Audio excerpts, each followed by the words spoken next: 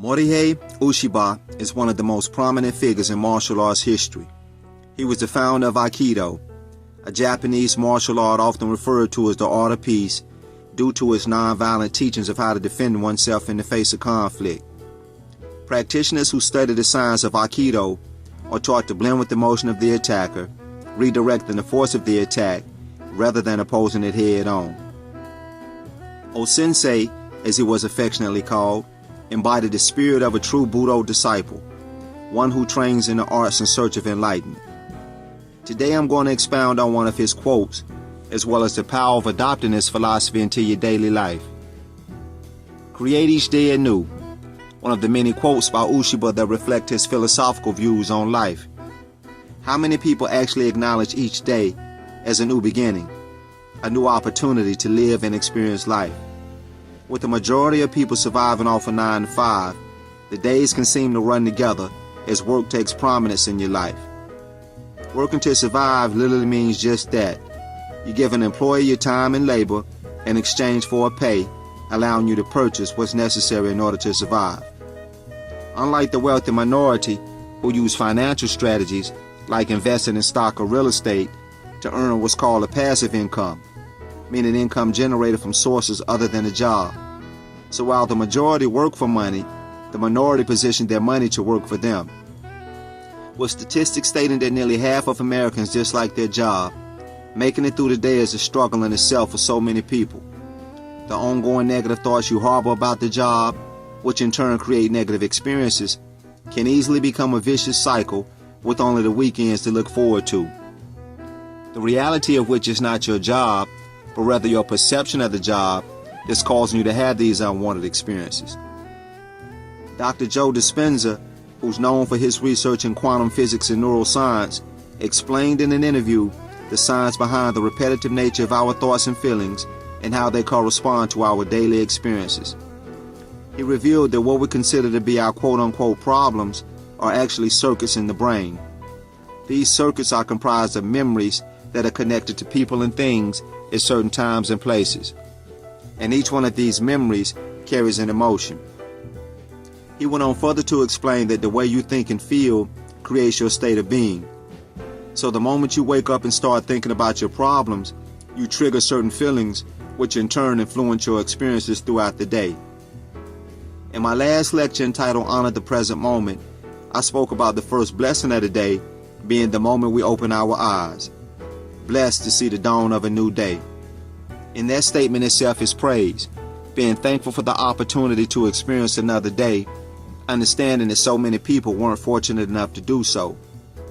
The more we know and understand that it's our perception of life that determines our experiences in life, the more we realize we have to work on changing our perception in order to create a different experience.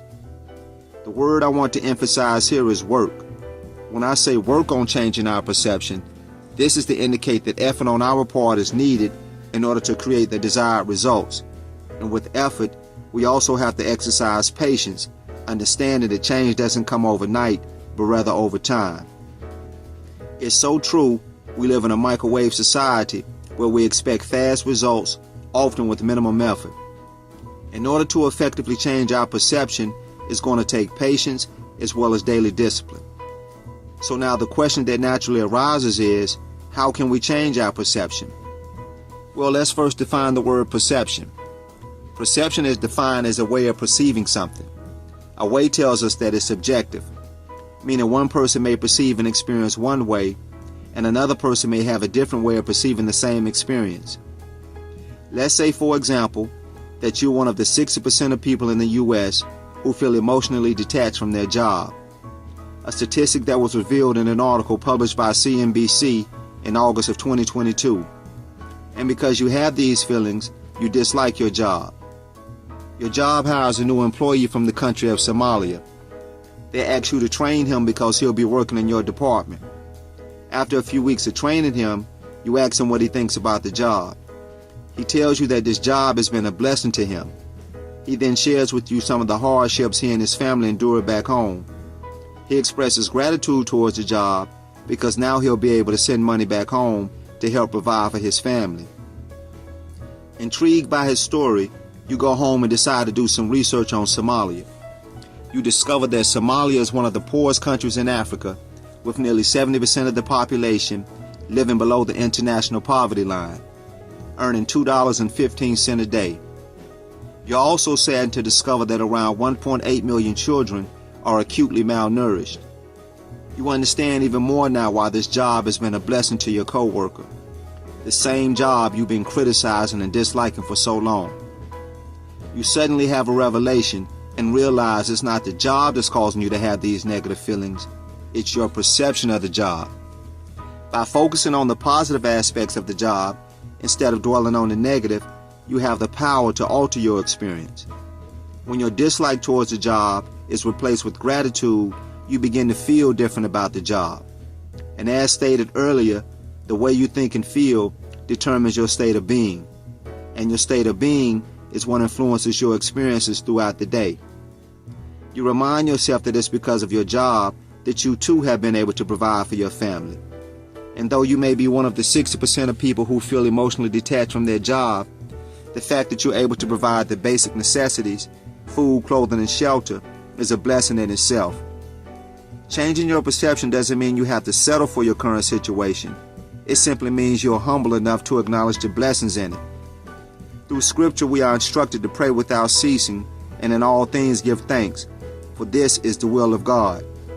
Showing gratitude is an expression of humility, understanding that our circumstances could always be a lot worse. In revealing the cause behind why our days seem to repeat themselves, Dr. Joe Dispenza also offers a solution through the practice of daily meditation.